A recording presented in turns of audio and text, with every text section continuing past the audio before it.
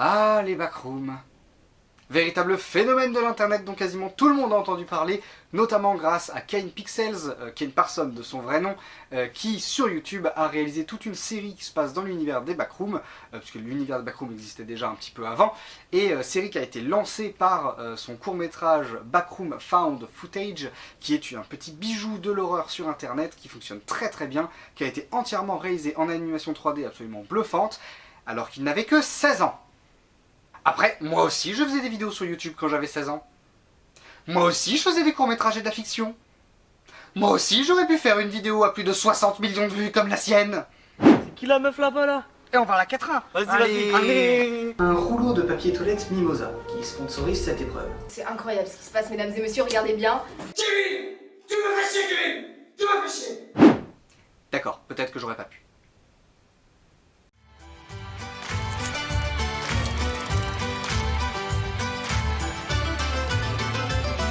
Les chroniques du lombric. Salut tout le monde, bienvenue dans cette nouvelle petite critique qui sera aujourd'hui consacrée au film Backroom, réalisé par Kane Parsons et sorti le 17 juin 2026 en France, parce qu'il est sorti plus tôt aux États-Unis notamment. Le film est librement inspiré de la série justement dont je parlais dans l'intro, la web-série de Kane Parsons lui-même, qui donc a été approché suite à l'énorme succès interplanétaire que ça a été par du coup les sociétés de production, les sociétés de production telles que A24 notamment, pour réaliser un film donc sur les backrooms. Voilà. Et donc les backrooms, si vous ne savez pas ce que c'est, ce qui est hautement improbable au vu de l'énorme buzz que ça a été, mais je vais prendre 2 secondes pour vous rappeler vite fait ce que c'est. En gros, c'est des une sorte d'univers un peu parallèle dans lesquels tu déambules seul dans des espèces de bureaux à la moquette et au papier peint jaune pisse absolument immonde, et qui semble être plus ou moins infini, avec une géométrie un peu variable et des petites inconsistances architecturales et il peut y avoir à l'occasion des petites entités, des petites créatures qui sont là et qui essayent de te faire du mal, globalement. Et donc du coup, ce film raconte l'histoire de Clark qui a une vie un petit peu pourrave, puisqu'il s'est fait un peu dégager totalement par sa femme. Il a beaucoup de mal à le vivre et il voit notamment une psychologue qui l'aide un petit peu peut-être à traverser ça. Et en même temps, il est il travaille dans un magasin de meubles, un petit Ikea qui n'en est pas un, et où du coup il y dort carrément parce que c'est vraiment la loose, et une nuit en fait il va se rendre compte que dans le sous-sol de la boutique, dans la réserve, il y a un mur dans lequel il peut passer à travers en fait d'un des murs de la réserve et se retrouver donc dans cet univers des backrooms totalement inattendu et très étrange. Et du coup il va essayer de comprendre un petit peu qu'est-ce que c'est ce fuck. Le film a beaucoup buzzé, le film a fait grand bruit, parce que c'est avec obsession les 2 films réalisés par des youtubeurs qui globalement ont la réputation de mettre une claque à des films réalisés par des grands réals, machin, comme quoi les youtubeurs sont pas tous des cons, donc voilà. Et moi, en vrai j'ai bien aimé. Non, en vrai j'ai plutôt bien aimé le film, j'ai passé un bon moment devant, mais je dirais que c'est beaucoup plus intéressant pour l'expérience visuelle que pour l'expérience narrative. Dans le sens où le scénario va être un petit peu classique, un petit peu longué même par moments je dirais, mais on sent vraiment que c'est un film d'image, que Kane Parsons pour le coup a vraiment une vraie vision de réalisateur avec des idées de mise en scène, des plans iconiques, tout ça, et un travail de l'ambiance, de l'horreur, des décors surtout, parce que c'est très important, qui fonctionne extrêmement bien et qui est géré d'une main de maître. Et le film vaut le coup vraiment pour ça. Pour le côté, justement, les décors aussi, le côté architecture complètement fucked up des backrooms, avec des meubles qui traversent les murs, des trucs comme ça. Enfin, le travail de décor, en tout cas là-dessus, il est bluffant, il est génial, c'est magnifique, on en prend plein les yeux, et on est constamment perdu dans cet espace, dans tout ça, c'est très très bien rendu. Et tout l'intérêt du coup des backrooms là-dessus est parfaitement bien géré. Et Kane Parsons il sait ce qu'il fait en même temps, hein. Voilà, il a travaillé toute sa web série là-dessus, qui a duré et qui dure encore aujourd'hui je pense, je crois, je sais plus, mais ça fait quand même quelques années maintenant. Donc voilà, c'est pas Joel Clodo non plus là-dedans.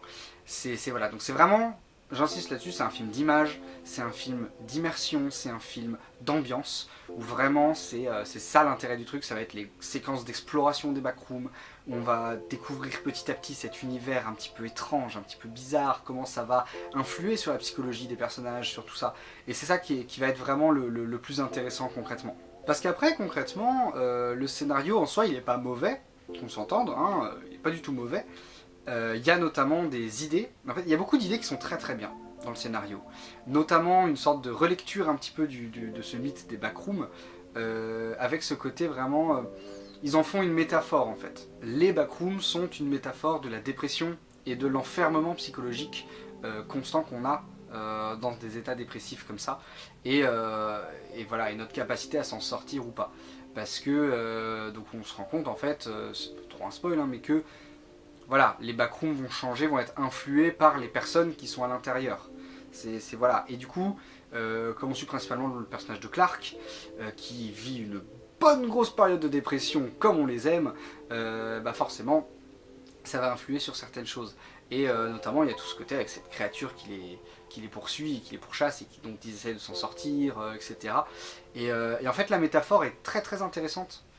Je ne veux pas trop développer non plus parce que je ne veux pas rentrer trop dans le détail et spoiler un peu trop, mais la métaphore est très très intéressante. Il y a vraiment une super idée là-dedans en tant que relecture, parce que les backrooms, bon bah à la base c'est juste une image sur le net qui a été postée avec un message, ça a créé tout un univers machin. Il y a eu plusieurs versions différentes des backrooms. Il y a une version où c'est plein d'étages et où les bureaux c'est juste l'étage 1, et après il y a une multitude d'étages tous plus dangereux les uns que les autres, et c'est un peu n'importe nawak.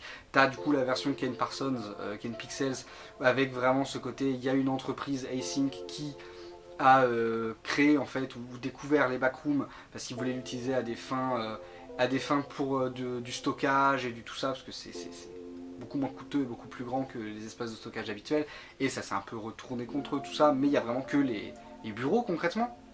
Il n'y a pas d'autres étages, pas d'autres machins. Voilà, les backrooms, mais ça a toujours été un peu creux, quoi. C'est juste un univers, tout ça. Là, il y a vraiment une volonté d'y apporter du fond et une profondeur à ces backrooms, avec tout ce côté, donc comme je l'ai dit, vraiment métaphore et métaphorique, et voilà. Et c'est pour le coup une super idée. Moi j'aime beaucoup, c'est une tentative que j'applaudis, et qu'il y a vraiment une envie, une intention d'amener le concept plus loin, et c'est vraiment bien. Mais dans les faits, le film peut-être la travaille pas assez, ou reste trop en surface, enfin je sais pas, mais on sent l'envie, on comprend à un certain moment la métaphore, on comprend les tenants et les aboutissants, mais voilà, je saurais même pas comment l'expliquer vraiment avec des mots français, mais même avec des mots dans d'autres langues. Mais voilà, mais c'est peut-être un peu trop en surface, ou pas assez assumé peut-être, mais c'est ce côté vraiment métaphorique, tout ça. Ce qui est un peu dommage, parce que l'intention était vraiment bonne et l'idée était vraiment très très chouette, et j'aurais aimé voir, voir un peu plus ça, notamment parce que du coup toutes les backrooms sont façonnées par Clark, qui est le premier personnage à les découvrir et à vivre tout ça machin, mais quand il y emmène d'autres personnages, ou que d'autres personnages viennent le rejoindre, etc., qu'on se retrouve avec d'autres personnages dans les backrooms, bah, les backrooms ne changent pas en fonction de eux, ils sont toujours changés en fonction de Clark. Sauf que du coup, dans l'univers du film, je comprends que c'est pour appuyer la métaphore de la dépression, et du coup les autres qui sont totalement perdus aussi dans cette confusion mentale constante dans laquelle ils règnent, et qui se matérialisent par justement, ils sont perdus dans ce dédale de couloir avec lui qui est complètement fou en mode oui il faut aller par là, il faut faire ça, il faut truc, et eux ils sont en mode PTDR, qu'est-ce qui se passe là. Donc je comprends l'idée, mais quand tu t'intéresses un peu au monde que le film te propose, à la cohérence, à la vraisemblance de ce monde-là, bah, les backrooms devraient normalement se changer aussi et s'adapter aux autres personnes qui sont là. Et du coup, ça aurait pu être intéressant justement de voir les backrooms se changer en même temps, et avoir des éléments du coup de la mentalité, de l'état mental de chaque personnage qui vont venir s'affronter, se confronter plutôt. Et voilà, et du coup, mais non, on reste centré sur Clark, et du coup ça pose un peu question sur comment marche aussi ce monde.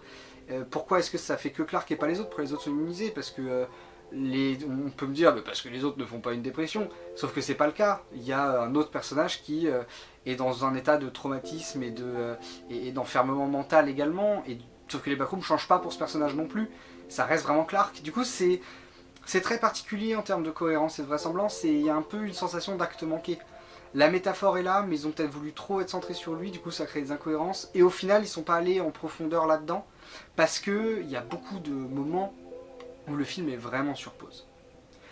C'est à la fois un défaut et une qualité, parce que les moments où le film est vraiment sur pause, c'est les meilleurs moments du film, c'est les moments où on déambule dans les backrooms, on découvre cet univers complètement fucked up, on découvre qui sont pas forcément tout seuls dans les backrooms. Et on va découvrir tout ça au fur et à mesure, et c'est des moments vraiment de pause, où des fois pendant 10 minutes, il n'y a pas un seul dialogue. Et c'est vraiment juste personnages qui se baladent, qui découvrent les backrooms, où il y a un travail de la mise en scène, il y a un travail du son, il y a un travail des décors, il y a un travail de lumière, il y a un travail de mise en scène en général. C'est vraiment les meilleurs moments du film, quoi, ces moments-là. Et malheureusement, c'est aussi... Donc c'est une grande qualité, mais c'est aussi un défaut, parce que du coup, ça laisse peut-être pas assez de temps au scénario de se développer et de s'étoffer, et du coup on a cette sensation que c'est resté trop en surface. Et il y a des moments du coup où le film peut paraître long, il y a des moments où le rythme du coup il y a des grosses pauses quoi, et c'est un peu dommage, c'est un peu... allez, c'est bien, mais c'est la 3e fois qu'on découvre les backrooms, faut peut-être y aller là, allez, on revient, on rattache les wagons. Mais encore une fois c'est les meilleures séquences du film, c'est les séquences les plus réussies, on sent que c'est les séquences que Ken Parsons adore faire. Que c'est ça qui l'a rendu célèbre, c'est ça qu'il kiffe faire sur YouTube dans sa web série, c'est ces vidéos là. Parce que des vidéos backroom fan footage, il en a fait plusieurs après, il reprend ça, et tu sens que c'est ça qu'il s'amuse à faire quoi. D'ailleurs il y a un bel hommage à ce travail là, et à son travail sur YouTube. Toute l'intro du film c'est en fan footage, donc je sais que je parle de fan footage depuis tout à l'heure. Fan footage en gros c'est, on regarde les images comme si le personnage les avait filmées lui-même. Si le personnage avait une caméra sur lui, il a filmé tout ce qui lui arrivait, et après quelqu'un a retrouvé la cassette, l'a mis sur un DVD et paf on le diffuse au cinéma, et du coup on voit ce qu'a filmé le personnage. La caméra existe dans le film en gros. C'est ça du fan footage. Et il y a, pour citer des films en fan footage, le projet Blair Witch, Cloverfield, ça c'est des films en fan footage par exemple. Et donc du coup toute l'intro du film c'est du fan footage pendant 5-10 minutes. Et c'est vraiment là, on a presque l'impression de voir un des courts-métrages fan footage de Ken Parsons sur YouTube qui est là, c'est l'intro du film. Et c'est pareil, les meilleures séquences, c'est génial. Et voilà, et du coup il y a... Ces séquences-là sont géniales et sont les meilleures du film, et on kiffe beaucoup et on apprécie, et cet univers, et il a réussi à le rendre vraiment, je vais envie de dire crédible, parce que ça reste assez fucked up, mais on a envie de s'y intéresser, on a envie de se plonger dedans, on a envie de passer de salle en salle pour voir dans quelle merde les personnages se mettent encore plus à chaque fois qu'ils avancent. Mais du coup le scénario à côté a des ambitions aussi qui n'ont pas le temps de se coordonner avec ça, enfin c'est un peu... Ça finit un peu du coup en petit bordel, tout ça. Surtout qu'à côté de ça, la mise en scène en plus de Ken Parsons, il y a des super idées. Il y a des moments qui marchent très bien. Il y a vraiment des trucs super. Il y a un plan qui a dû être fait à la maquette je pense, je ne sais pas, mais où on voit un lieu, on voit une salle, une pièce d'une maison. Et en fait la caméra, elle va se baisser, elle va aller dans le sol, elle va traverser le sol. Et on va retrouver la même pièce mais avec quelques petits trucs qui ont changé. Et la caméra va continuer, c'est un seul et même mouvement qui continue en boucle, c'est une descente totale, où on passe de cette même salle en cette même salle en passant par le sol, avec de moins en moins d'éléments, ou de plus en plus d'éléments un peu buggés, un peu tout ça. C'est hyper ingénieux, c'est hyper beau, voilà, il y a des idées de mise en scène. C'est vraiment, Ken Parsons est un réalisateur. Pour le coup, il n'y a pas de doute là-dessus, c'est un réalisateur avec une vision, avec une mise en scène, avec des intentions. Et on sent qu'il aime cet univers, on sent qu'il adore cet univers, que le fait de pouvoir le faire en film et d'avoir plus de budget, d'avoir un côté beaucoup plus professionnel, il en tire à fond parti, et on sent qu'il s'est fait plaisir quoi. Et ça vaut vraiment le coup, c'est ce qui fait que pour moi le film Backroom est un bon film, et que il y a eu autant de succès quoi. C'est qu'on sent la passion pour cet univers et tout ça. Pareil, dans les très beaux plans, la très belle mise en scène de Ken Parsons, il y a un moment où on voit il y a un très très beau plan, c'est au début en plus, c'est juste après l'intro, où on voit un plan sur ce qu'on a l'impression être un mur un peu granuleux, et puis on voit une main qui arrive, qui se pose sur le mur, et qui en fait s'enfonce. Donc on voit que c'est pas un mur en fait, c'est du ciment qui vient d'être coulé, donc on enfonce sa main dedans. Contre-champ, on voit une petite fille avec sa mère qui approche sa tête à côté, qui a, ah là là, mettons nos mains, c'est rigolo. Et derrière elle, t'as un gros bras de pelleteuse qui arrive et qui déverse des planches de bois et des morceaux de maison entiers, qui leur déverse dessus, qui vraiment, genre, c'est vraiment, on est en contre-plan, on est en plan zénithal, genre la caméra est posée au sol, orientée vers le ciel, et donc on voit juste leurs deux têtes à elles comme ça, penchées sur la caméra, et au-dessus d'elles, on voit vraiment les débris tomber.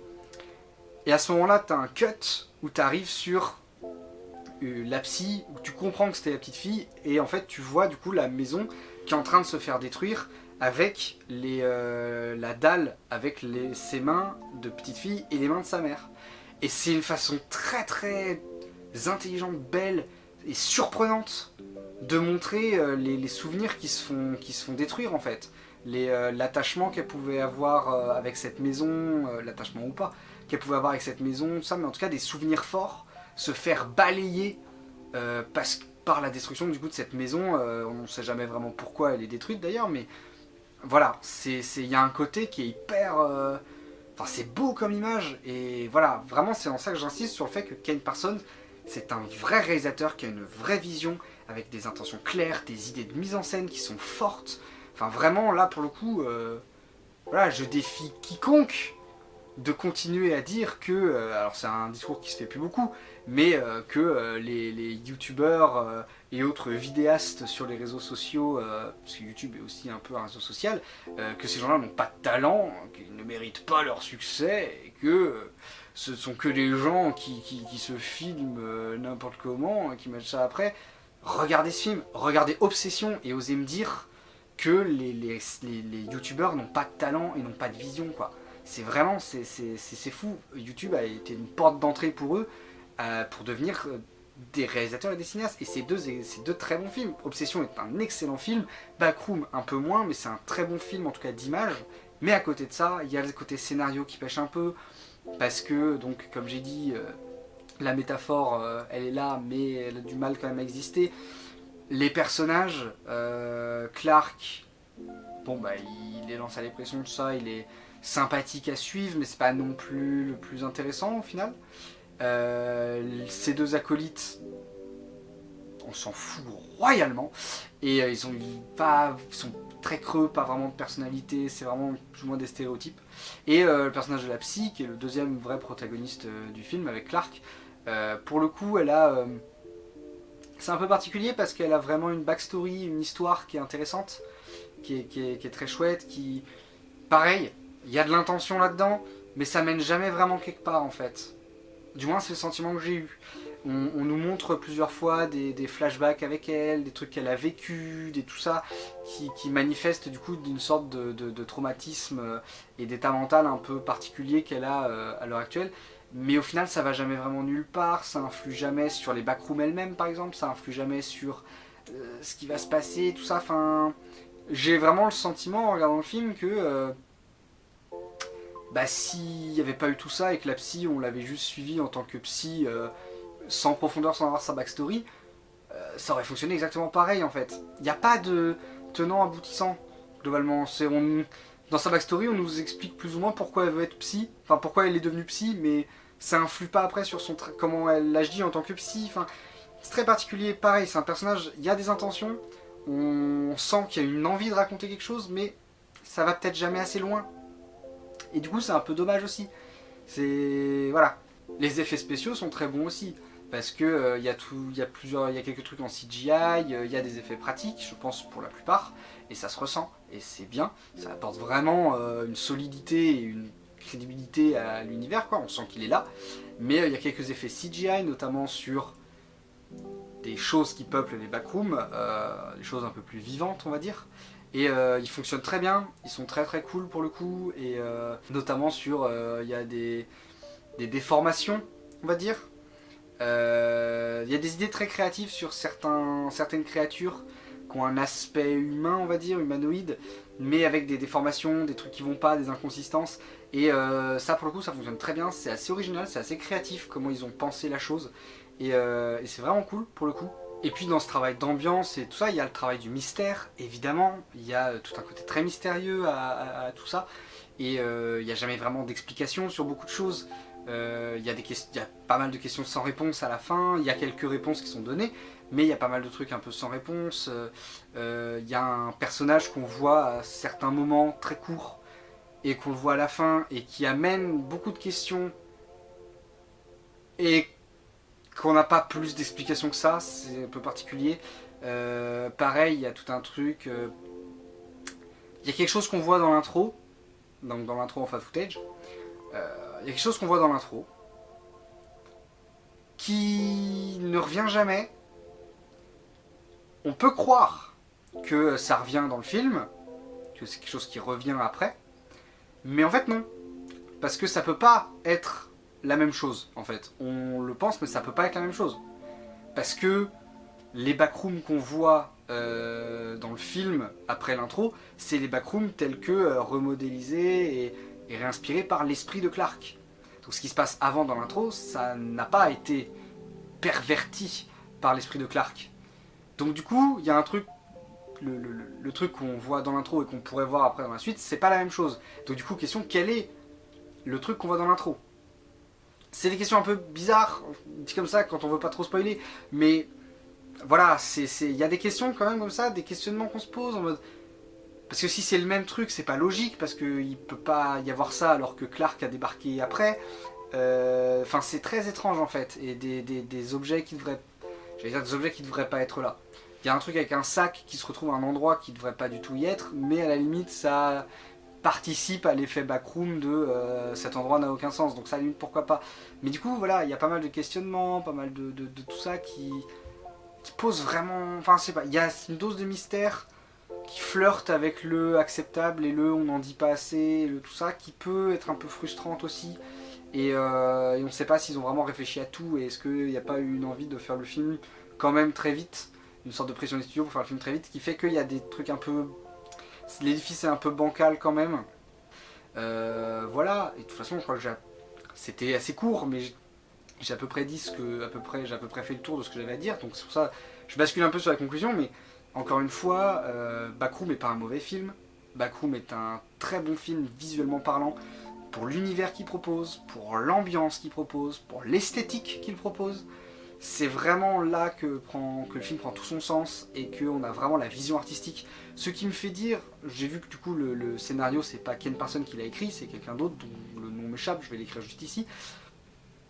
C'est lui qui du coup a écrit le scénario, c'est pas Ken Parsons. Et du coup il y a cet aspect qui, je me trompe peut-être en disant ça, mais c'est comme si on lui avait imposé un scénario sur lequel il n'avait pas eu le choix. Et que du coup, il n'a pas pu être libre sur le scénario, donc il s'est libéré sur les images, tout ça, parce que on dirait vraiment deux aspects très distincts dans le même film, quoi. L'aspect scénario, l'aspect image. Et on sent que la liberté, elle lui a été accordée sur l'image, mais pas sur le scénario. Et du coup, ça fait un... Il y a un match qui n'arrive pas à se faire, quoi. Et c'est un peu chiant, parce que le film en pâtit, quoi. Le film en pâtit et Selma. C'est vrai qu'en plus, pour appuyer cette idée que le scénario et la réalisation sont pas faits par la même personne et ont peut-être été un peu imposés, c'est qu'il y a des trucs très prévisibles, des tropes assez prévisibles, assez hollywoodiens, de choses qui vont se passer, d'explications qui vont être données. Il y a des trucs assez prévisibles, assez voilà, ou une direction qu'on voit que ça prend, où on se doute d'où ça va aller.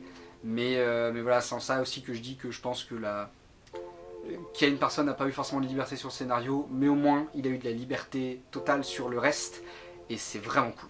Donc voilà, Backroom, pour résumer, c'est un bon film pour l'univers visuel qu'il présente, pour les ambiances, pour tout ça. Vraiment, je vous encourage à aller le voir quand même, parce que il y a vraiment un univers proposé, il y a quelque chose de très riche, il y a une mise en scène très riche, c'est vraiment très très bon là-dessus. Le scénario un peu moins. Voilà, c'est comme ça, c'est fait, c'est fait. Maintenant voilà, je vous encourage très vivement à aller voir Backroom pour ce qu'il propose. Vous passerez vos yeux passeront un très bon moment, votre intellect peut-être un peu moins, mais vos yeux passeront un très beau moment dans cet univers visuel très riche et ces idées très fortes, que ce soit dans la mise en scène, dans les décors. Je dis les mêmes choses en boucle, mais c'est vraiment le truc qui m'a marqué et qui m'a... Waouh quoi, on a quand même confié la réalisation pas à n'importe qui quoi, et ça fait plaisir à voir. Et voilà, donc j'ai quand même bien apprécié le film Backroom, que je vous encourage à voir. Voilà, c'était à peu près tout ce que j'avais à dire sur le film Backroom, j'espère que ça vous aura plu. C'était peut-être, j'ai l'impression de dire ça à chaque fois, mais c'était peut-être un peu plus court que d'habitude, mais là j'avais pas énormément de choses à dire, il est vrai. C'était surtout esthétique quoi, donc le reste c'était peut-être moins, voilà.